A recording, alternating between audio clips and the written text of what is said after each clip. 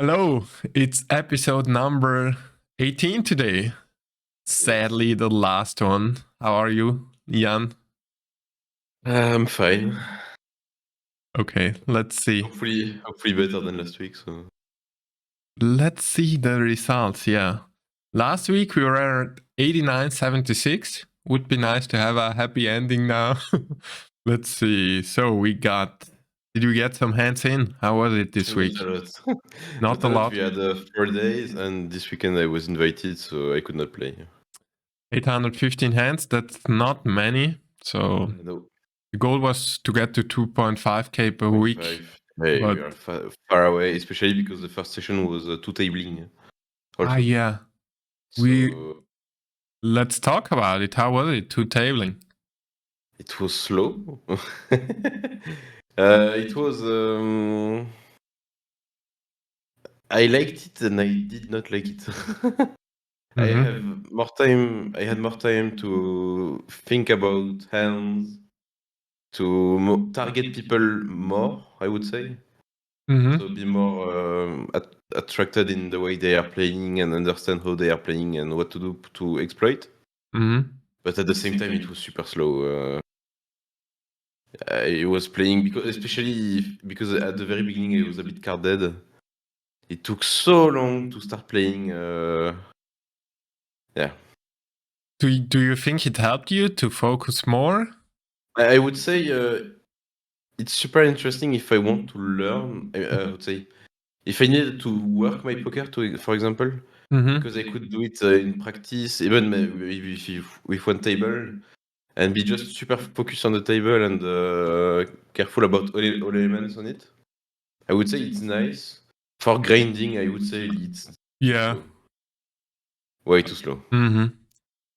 One thing which popped in my mind now is that many people suggested this in the comments even a few weeks ago, and I always thought, no, you get distracted, so you get even more distracted. But I'd say this is a good thing if you want to implement something new. And this is a huge mistake I made.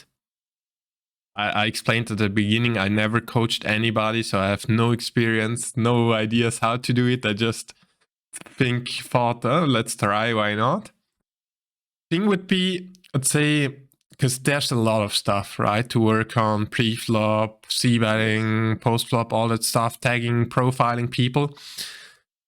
And the thing would be to focus on one part per week or so. That would have been way better, in my opinion. Let's say we do a lesson on c-betting this week, and every session this week we focus on c-betting, what we want to think about, how to manage it, how to imply it in-game. And that we did it maybe once or twice when we had a topic, but never really focused, okay, this week is just gonna be thinking about opening stuff like that. So that's definitely a huge mistake I made also, when we should have developed a way better system. It's also for people, if you want to improve, that's a great, let's say, if you have an intention every session, how to go into and what to work on. Otherwise, it's overwhelming. If you want to improve all at once, that's not possible. How can you manage that, all the things you have to think about? Yeah. So I'd say focus on specific areas. Watch a video on that. Learn, I don't know, read a book. Not really anymore in poker, but focus on a specific task you want to improve, and then just do that for a week and see if you got some progress there. Yes, but at the same time, I think it's not such an issue. It's also your first coaching experience, and so yeah, it was already. I mean, for me, it was already super well. So okay. Again, two tabling might help with that. If you just have a specific task, then it's even more focused just having two tables. Yes. Okay, let's get to the bankroll. Oh. So last week we were at 89.76. Can we finish up a little bit more? Let's see. We are with the rig back.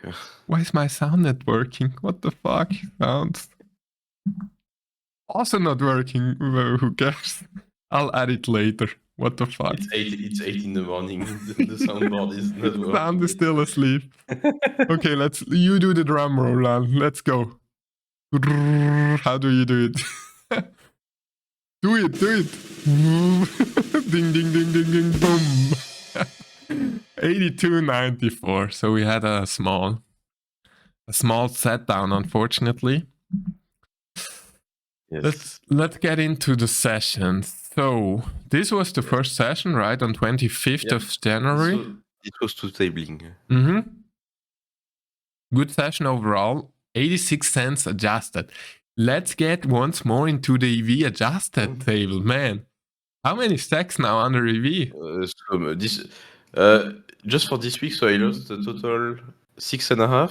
Yeah, binds. And just yes.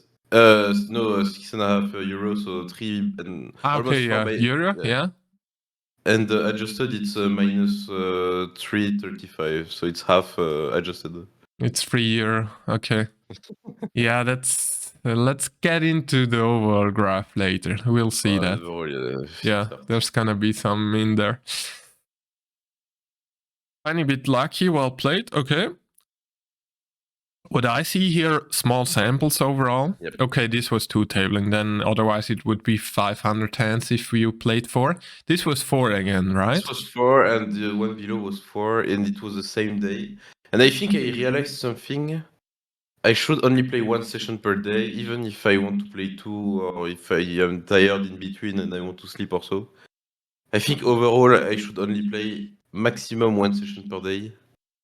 Because the first session, I mean, if I decide to stop and start later, it's that probably I'm already tired. And it makes no so much sense, because often when I play the second session on the same day, I'm getting crushed as hell. And yeah, I think I just realized this now, because I need to stop playing 2 times per day. Often, if you take a look, I think often let's get over it. Yeah, here definitely. Probably. Okay. 23rd? 23, it was this was okay. Then you skipped. And on the 23 was okay, but nothing okay, but we great. Skipped, way lower. 24, it was okay. Here you got crushed, yeah. Yes. That might, yeah, that can definitely happen. Just not being full. Here you got crushed, yeah. Here once. Look at the 16-1. Yeah. And here also. I think this is a sign. I just realized I think I should not play 2 sessions on the day. I play 1, and unlucky if I did not finish it as I want or so. Anyway, we will see tomorrow, because it does not work out, I think.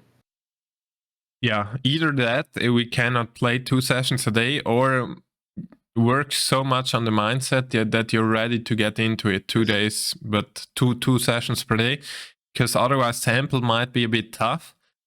But because on some days you might not have any time, and then some days you have a free day, so yeah, I'd say definitely something to consider. A big learning here is don't play twice when you're not in the mood or not fresh. Yeah, for sure. The thing is, that's a bit counterintuitive, because my dopamine level wants me to play so much. Okay. But my motivation, my concentration is not on point when I want to play so much. Then that's the fact.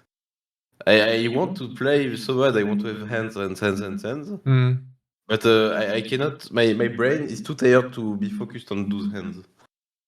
So that's a bit the thing I need to tell myself. Oh, don't play this session. Yeah, for sure. Good point. I mean, self-reflection definitely on point there. That's important. Let's get into the weekly goals. Yeah, overall, this is the last week today. So I'd say again, the fact that I'm quitting poker influenced a lot, killed a bit of motivation and security for you. We saw it also in the hand. Yeah. Before, you were super hyped at the beginning and still got a lot of hands in there, and now at the end it's a bit tougher. But that's fine. You will continue the sheet, right? If people want to follow. Yes, so yeah, as we were saying off stream, I will probably stop just I think I will just take one big month break just to think about it, reflect on myself. Do I still want to have this goal or not? But playing poker, I will still continue for sure, and for the moments I will play poker, I will keep completing the sheet. Okay. Definitely. That's perfect, yeah. It's just, do I want to grind that much and try to learn by myself only? And so I need to think about it. It's not. I need more than 5 minutes for this. Sure. And if people want to use the sheet, as always, just the sheet is under the video. Easiest way, you create a new sheet in Excel yourself and copy everything over.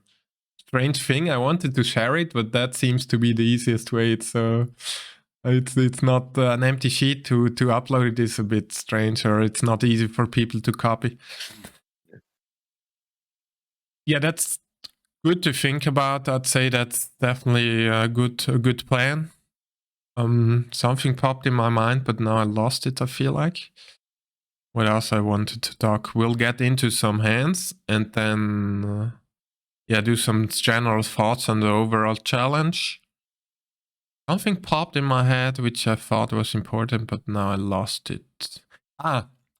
Yeah, you reflecting there, that's a great point, because maybe poker could be for you a good point. Okay, you set €100 per month aside and just play for fun. It might relax you just playing. You don't need to force you. It can be a good thing apart from the work, let's say, to balance or so. And slowly you might get better and then still make some money, but not be a pro or so, right? Yes, but the idea is not to spew stacks per month. So. I mean, if I play, even though if it's for fun, it's still funnier to win than to lose, kind of. Definitely, but let's say you play, you need to win, and then it's even more draining, and it might hurt your real job as well. Then it gets. I felt it also when I stream now. I streamed after taking a break of 1.5 months now since I'm quitting. And that was so relaxing. I wouldn't care. Before I would always care, okay, I need to play every spot perfect because I'm here, people want to learn and I need to make money and so on. And it's so relaxing when you can play, you don't have to force yourself. It's, why people like to play for fun. It's a fun game. I mean, I was not spewing around, but I would not care if I missed some frequencies or whatever. Who cares? All right, let's get into the graphs then and some hands. This is the weekly graph, right? Yes. It's the resolution is a bit off here. You know, is there anything we could do to fix it? The numbers are a bit strange here. I could maybe barely read it. Maybe it's already highest resolution, I'm not sure. I think I know. It's not a big thing. I cannot do it better, sorry. Okay, no problem. No, we can see the graph. I don't have Discord Nitro anymore, so it's 720p. Okay, no problem. Yes. The graph is fine, just the numbers. But I can see them anyway. So this week, 6-year down. Yes. Stats seem okay. 22.19, 8% free bet. That seems fine. One at Showdown seems also okay. It's a small sample this week anyways. It's just a few hands. Yeah. Definitely. Okay, you have some hands. It's all setups, more or less. I have some hands. Wait. I have them. I have them here. Okay. Ace King, if it's a setup, just go over them quickly. It's a full setup, so. Okay, just skip through it. Okay, we open. I'll look about sizes. Yeah, it's an 2 Ace King. I don't think we can fold cutoff against big blind. Yeah. Get it in. I get it in. Okay, let's see. I need 3-way into it. Okay, fast. We can just skip through it. It's not a thing. Pocket fives, queens. Pocket fives, man. Pocket fives, yes. Man, these Next. guys on NF2. Okay, next one. Jack King. Yes. Got rivet by a full crazy guy. Yes, seems like 60 hands, then it's Call. good indicator. Okay, yeah, easy get in against him. And I get in, and he had ace jack. Claps. Okay. And this one I win. We hold, nice. GG. Next one. Ace jack, I open. Yeah. Crazy people. 63 on 150 hands. This one is crazy also. Wait. Here's a big thinking problem. He's playing 60% of hands, but he raised once 3% of hands. So he always called, he always limps. He never free bet, he free bet 4%. This is a big mistake getting it in here, in my opinion. He is not playing 60-50. You realize the stats? Yes. Look at the stats. He's super passive and free bets almost never. Doesn't re-raise ever. That's true, yeah. Yeah, he's limping all the time. So he's playing a ton of hands, but never racing. So this is a huge indicator. Once he races, he has a strong range. This on the moment I did not realize. Yeah, this is a big... We definitely have some strategy leaks still, which you need to focus on maybe if you want to get back into it. Because this... Apparently, he is super loose, but we can tag him, he's never racing. Yep. So in this case... I was too attracted by the green label around. And, yeah, that's fine, but we need to realize he's a fun player for sure. This would be different if it was Roba Fischer. You see Roba? Yes. He's playing 54 and playing 41 in an aggressive way. But this guy is never free betting. And also ace-jack seems, even against a wide range, it seems a bit close, ace-jack offsuit. Let's say against this guy, it's definitely a huge mistake, ace-jack off. But even against a wide range, ace-jack off is a bit... Because we get such a bad price, look at it. What do we get of a price? 47%? Yeah. So let's give him a wide range, which is... I mean, how wide do we get even? Something like this. This is 10% to rejam. Unless we saw him, I take everything back if you saw him free bet jamming random hands. Then we get it in with ace jack. I don't remember now, but... Yeah, usually that's a few cases.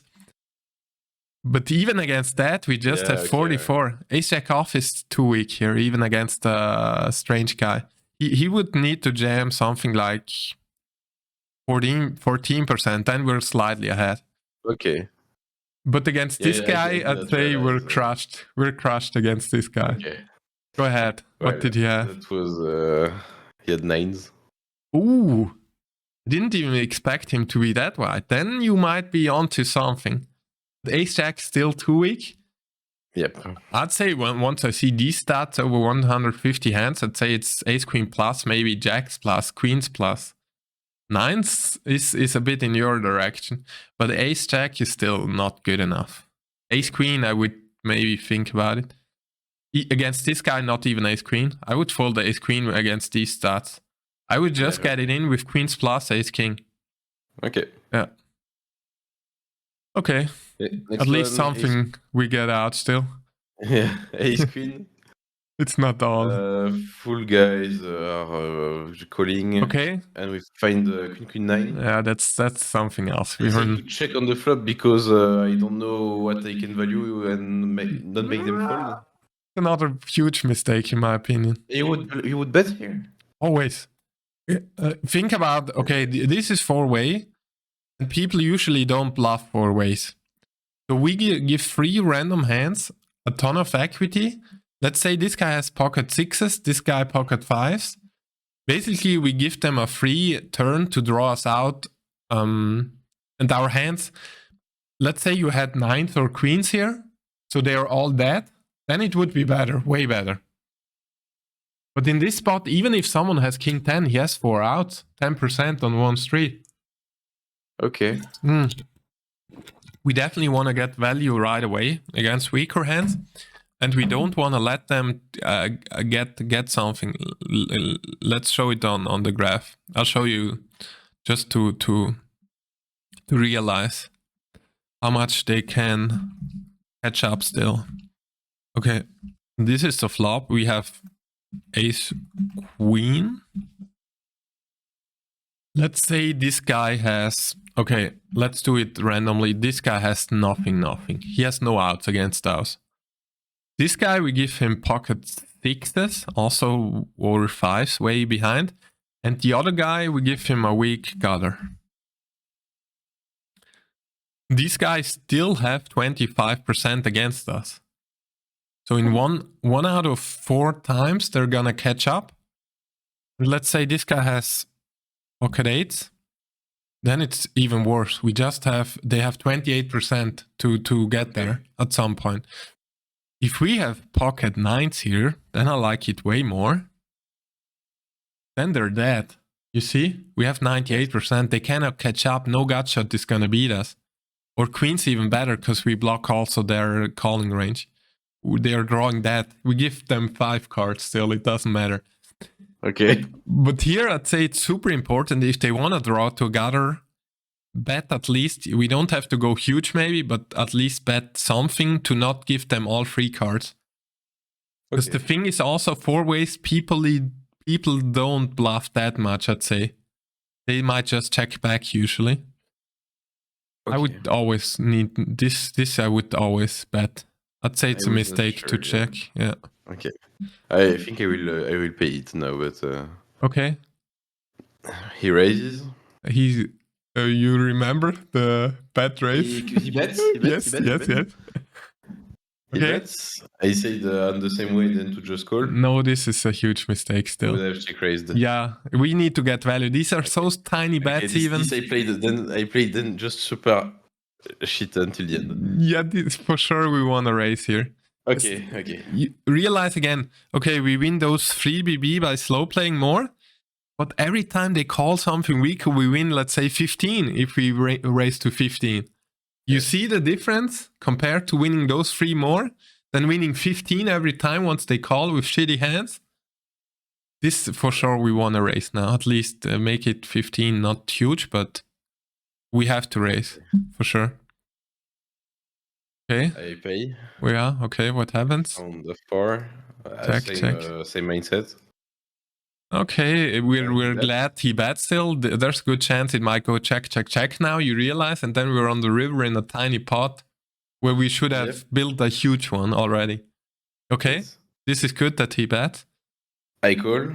It's still raise. It's the same thinking process, but yeah. No, this is too tricky. We get value out of value betting. That's the thing we wanted to get into. Don't slow play almost ever. No, it's a full terrible hand because now I raise. I bet. Okay. You bet. Yeah, you lead out. And he. Ooh, now it's even close. King Queen. He might jam. What can he jam here? Queen 10. Okay, 10 or 2. Yeah, but he seems. Yeah, it's just 14 hands, anyways. Yeah, now it's ugly. No, I think he cannot fold that much. No, it's ugly. He's gonna have Queen Jack a lot, I'd say. But he has even better. He has Queen 9. Queen 9, okay. Yeah. Queen 9 offsuit even. What the fuck? Okay, so seeing the hand, you would have lost less maybe, apart from river. But no, don't slow play in these spots. Okay. Imagine him having King 10 here or something. You would be so tilted. He gets there on the river randomly. Yeah. Or pocket fours, whatever. Yeah, that's just unfortunate. What? Pocket fours. Yeah. What would have happened? Okay, I would have c-bet, he would have called. I would have bet turn, he would have called, and river I would jam, and it would happen the same. But yeah, don't slow play. We get money by value betting on microstakes. Okay. Yeah. No, but you can't help yourself almost here. And the last one. And last one, I have 8. Yeah, this guy seems a bit more crazy, but it's just 11 hands, so Still, but yeah. I would call here. Jamming would be a bit sick. I don't remember. No, I just call. I like the call. You got worried about jamming? Yes, and Okay. on queen 5 deuce, he bets half. He More goes. than half, Yeah. and what was it?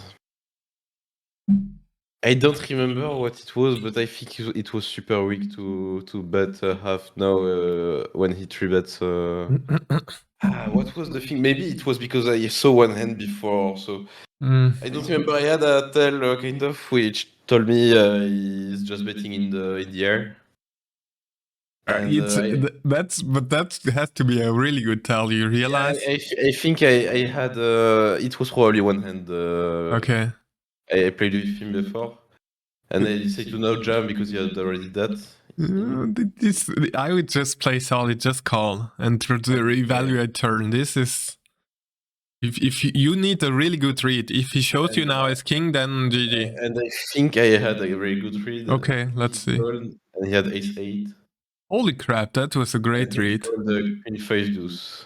Man, well played. That was a spot on read. Because I would have said. It was one of the hands before. I think I saw him doing this against someone. Okay. Yeah, well played, man. But anyway, I get. Yeah, that's unlucky. That's a hell of a good play. Yeah. But to make these plays on L2, because usually people do sometimes they bet this size and that size, so it's tough to know.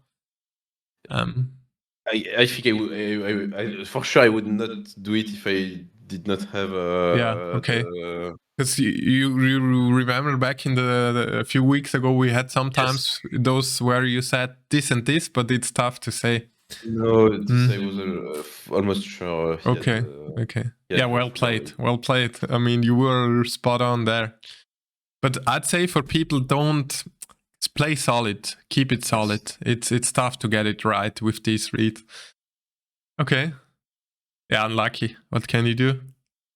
And that was also on the session. This is now an example. It was on the session when I played the 2 tables only. Okay. Yeah, then you paid a lot of attention, maybe. Yes. Okay. So maybe that's also a bit of a difference, but can we maybe find the hand? He just have 11 hands. Can you find the hand where you saw it? Maybe I would be curious how you got to that read. Okay, we looked into the database. So far, Papa Jones played every hand, open raised almost everything. This seems to be the hand where we got it from. He called small line. We call Jack 9 hearts. Okay, 3 ways. Go ahead. He leads. Okay. I don't know if he leads, but yeah. I like the call, yeah. Once he raises, we're out for sure. He 3-bets. Crazy. Okay, they get it in. What do they show?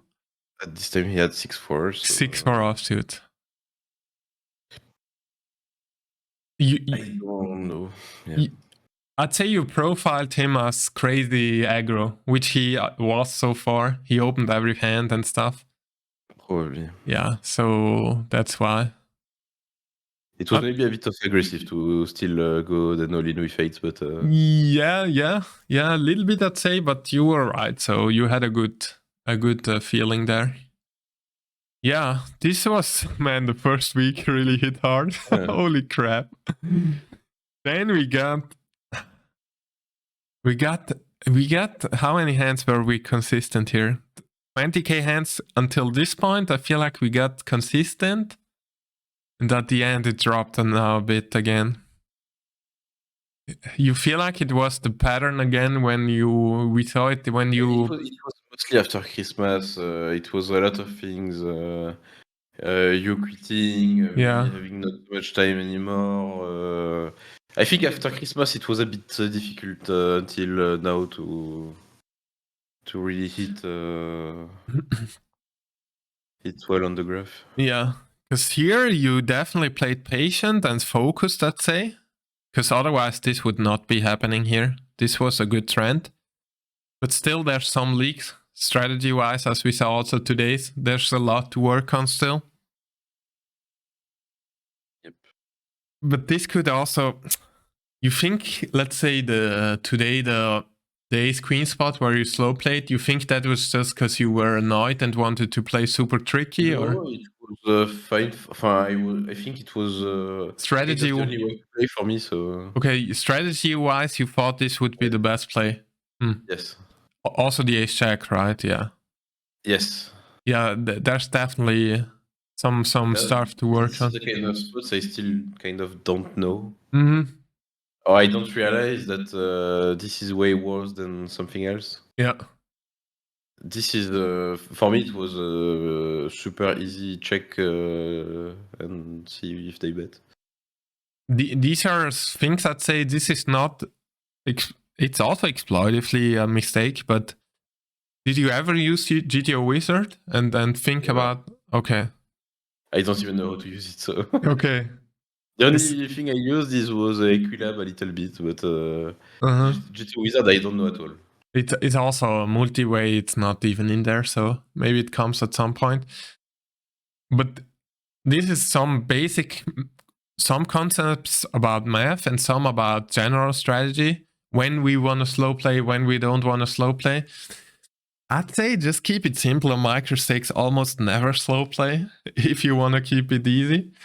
Yeah. There's a few spots. Let's say again, those queen 9 hand.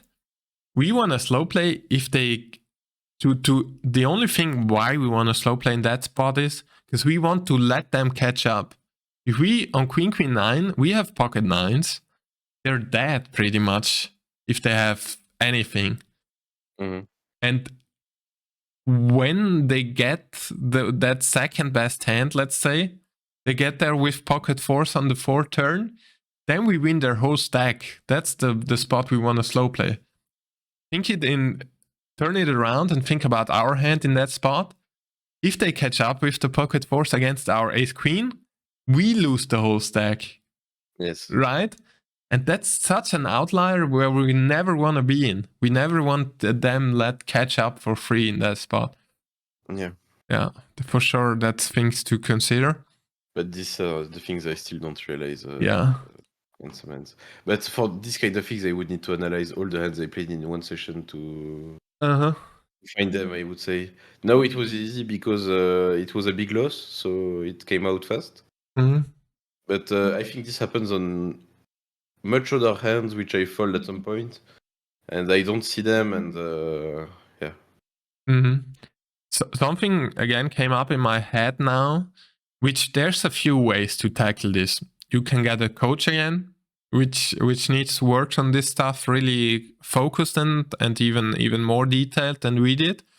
Again, I haven't had any experience. A good coach, like let's say, I don't know, value heavy people who coach on micro stakes, he might know these things and know how to tackle this and get into that.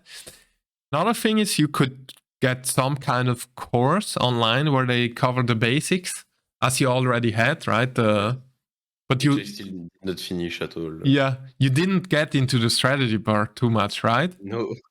That's the huge thing we want to... I think this is also something I wanted to say. At some point when I came back after 1 month and I still want to play poker and so, I think I will just full jump again in the masterclass. Yes, you need... Yeah, I'd say that's a good idea. I paid for it and I did not use it. Yeah, definitely. And don't just watch it. Lately, I'm learning a lot of new stuff. I had a course in communication now. I'm having one in video editing. Stay tuned. There might be some new projects coming. And what I do, I watch the video. I have a notepad on the side. That's super important. Something I realized, because back in the days, I would also watch the videos, but forget most of it because I didn't keep it. Take notes. You do it on Notion. You can do it on paper, wherever you want. Yeah. Watch the video and think about, okay, this is interesting. I learned something. So, write it down. Yes. So from what I saw already from the videos, what is it? You make the notes. Perfect. I always took notes on what I was learning. Yeah, that's great. Do that for sure. What?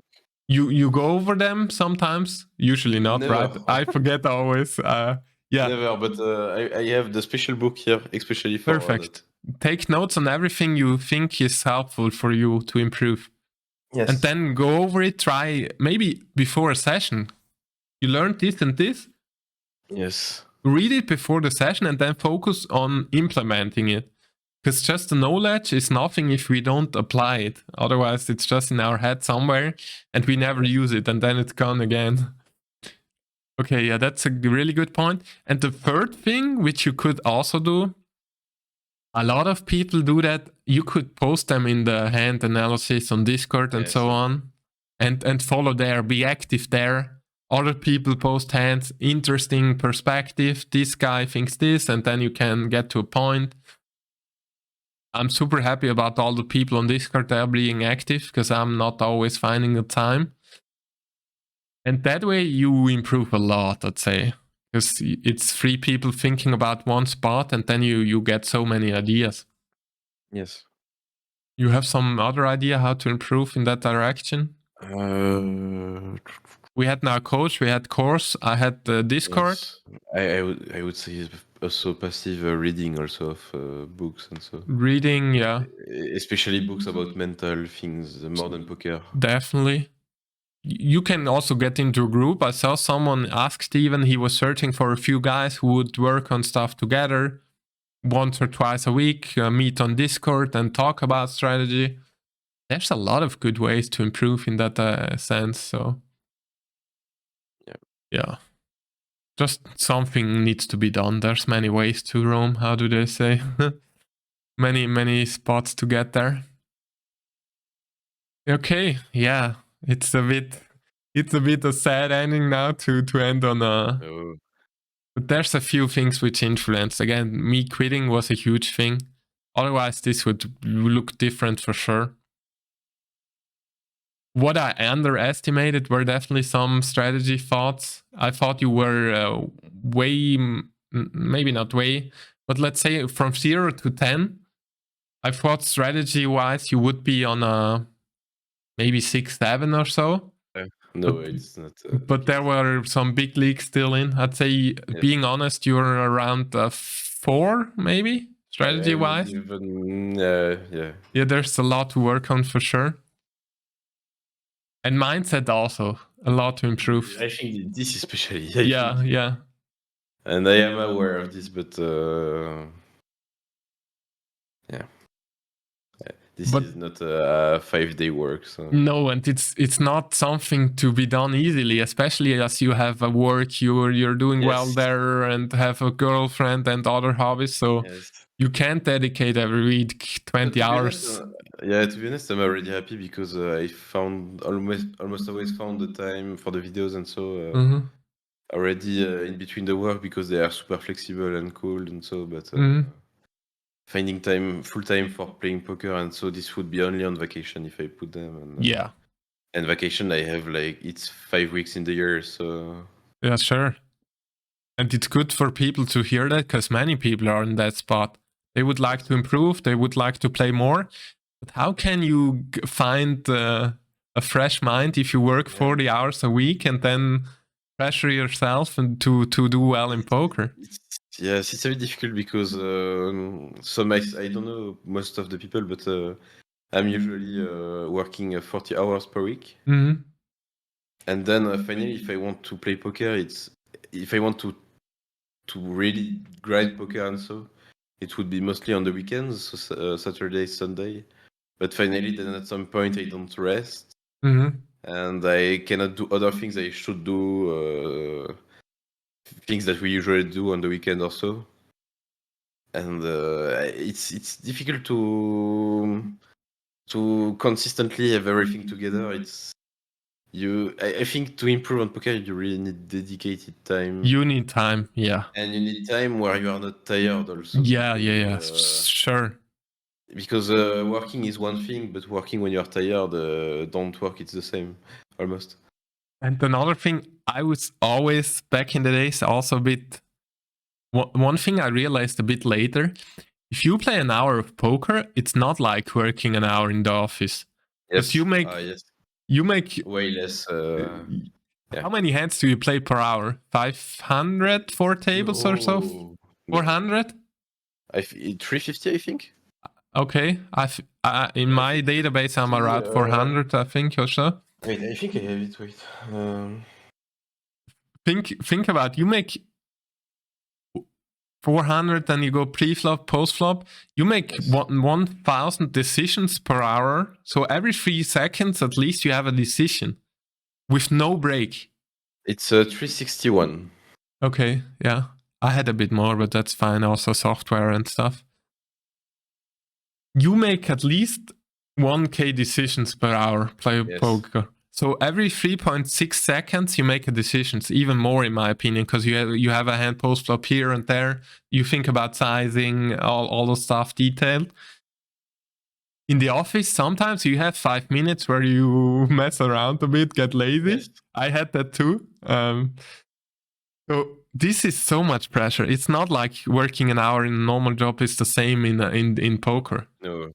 At least mentally, it's different if you work in the factory doing tack, but then it's more repetitive. It's a different area. Physical, it's more in the physical. Yeah, it's more physical. I'm not saying, okay, poker is way tougher than working in the, how do you call it, construction building? No, it has nothing to do. No, it's different. It's mentally draining. It's just if you take the time in the day to play poker, and if you are already tired from either things, either mental or just physical job also.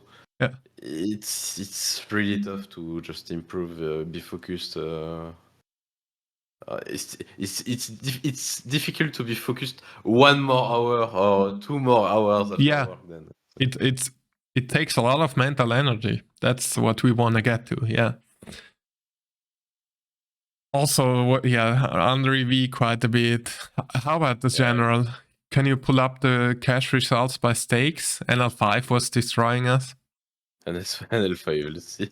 This is NL2, okay. NL5. NL5 is just, we're dead in NL5, but it's just small sample anyways. Yep. But still, this is this is still funny because this was the when I lost the mistake. When I did the mistake, but still it was more flat than small sample. But no NL2. Yeah. It was a good trend. Just now lately we got a bit distracted. And again, those leaks are there. If you fix those big leaks, the win rate will improve a ton, even more. If you fix those big leaks, you might be able to play NL5, NL10 at some point. But these are something, you need to work on. Also pre-flop things and basic stuff. But still, I'm happy. It's meant to happen. It's good for people to see. It's not all super easy, grinding, rushing through the stakes and winning every time. That's not the game. Yes.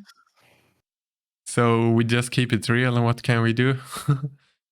What was funny is I realized it was a big realization. But before I was mostly playing on Winamax. Mm-hmm. And I was playing also on PokerStars, but not that much. But man, we played like, how much was it? 34,000 hands? And I just got the 100k hands on the PokerStars button. Mm-hmm. So I already played that much before we started. True. Yes. Yeah. It was already, because most of the time it was on Winamax. And I still had like 60,000 hands on PokerStars before we started. So finally, I'm already stuck from a long time. I did not realize that. It's Yeah. Also, something which is important.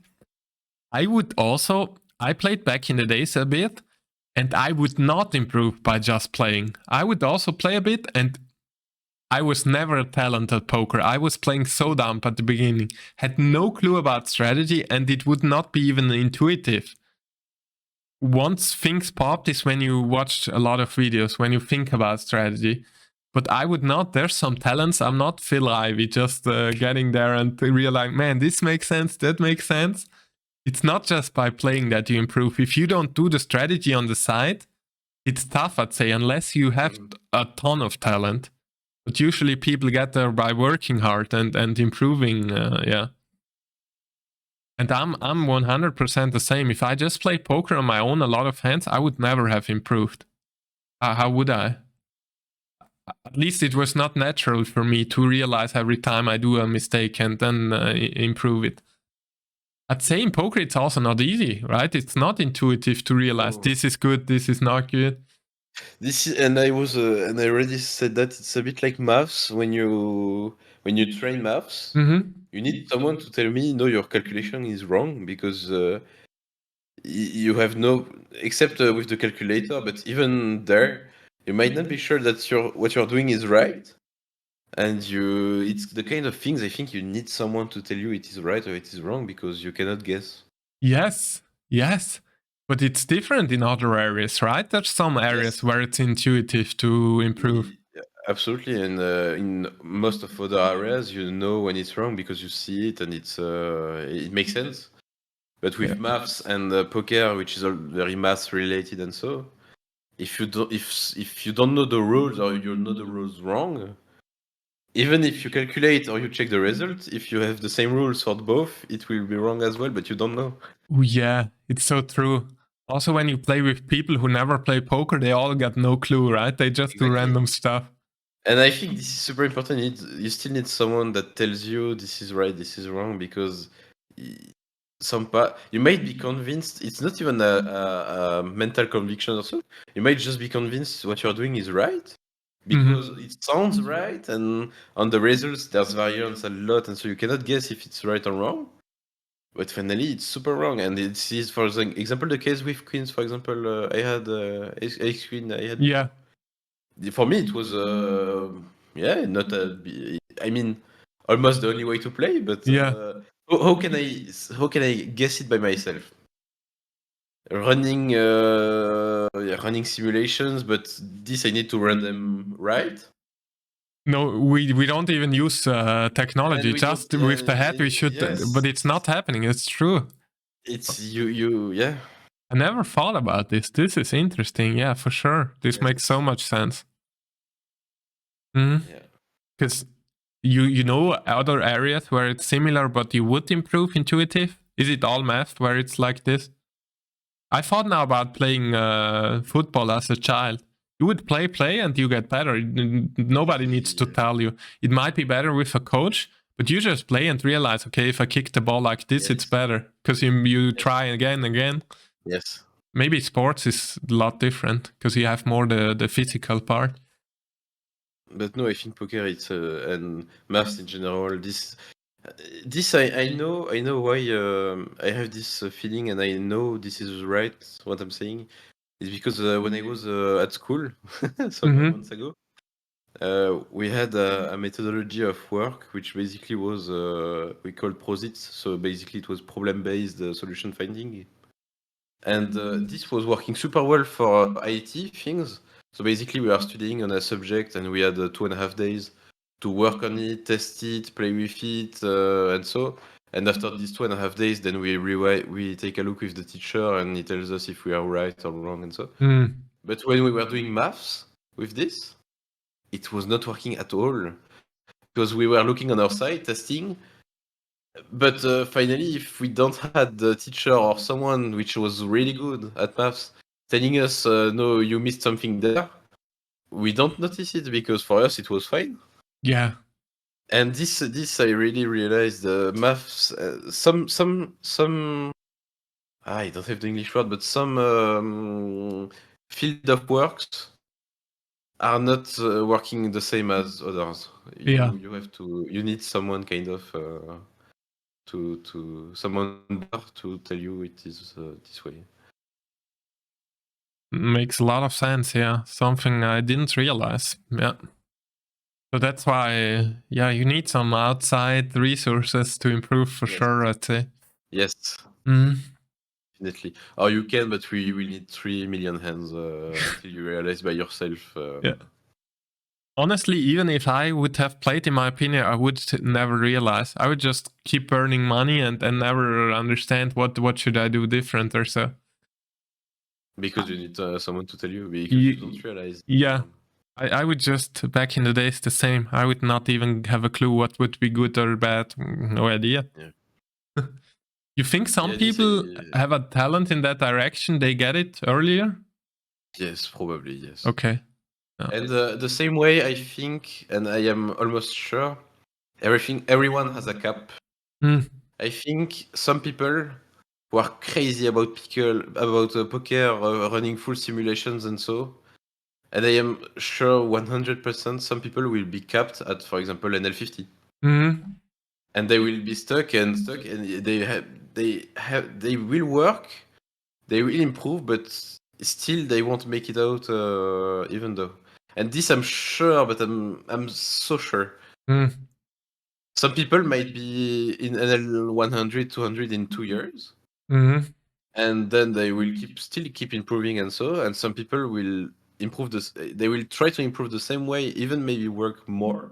And I think after 5 years, they will still be in NL50 because that's kind of just a natural cap of people. Could be, yeah. Could be. I'd say with hard work, you might still get maybe a bit higher, but at some point, you're not gonna play super high stakes if you don't have the.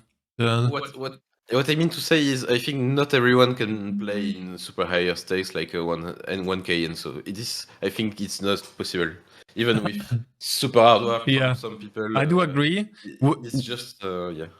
I would say for me the big driver was the passion, just being so passionate about the game, loving to do strategy and so on.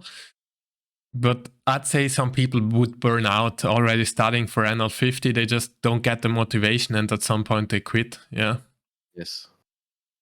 Yeah. Some last words. It was now.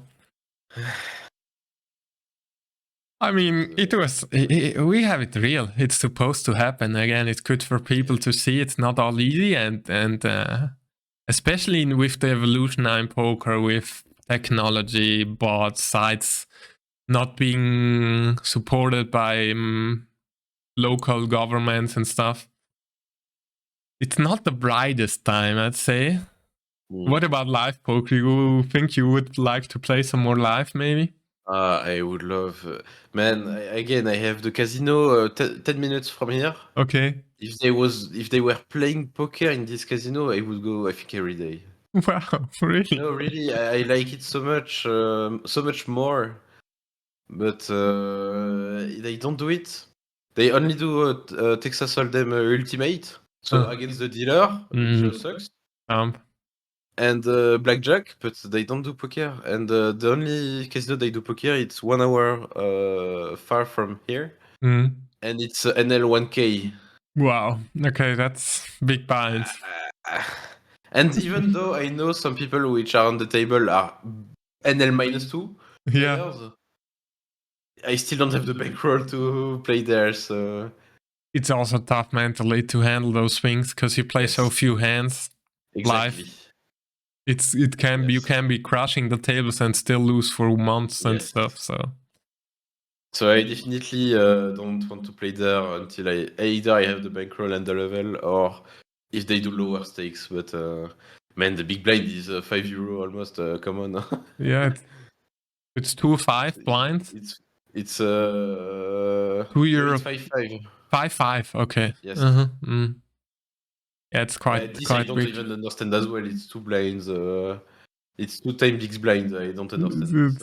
Everyone makes some random rules. I think it's just because they have a bigger pot at the end when they take the rake. So. They take more rake. They want to incentivize people to gamble, play more. Yeah, standard. Because I think against 2 and 5 and 5 and 5, I think the rake is way different also.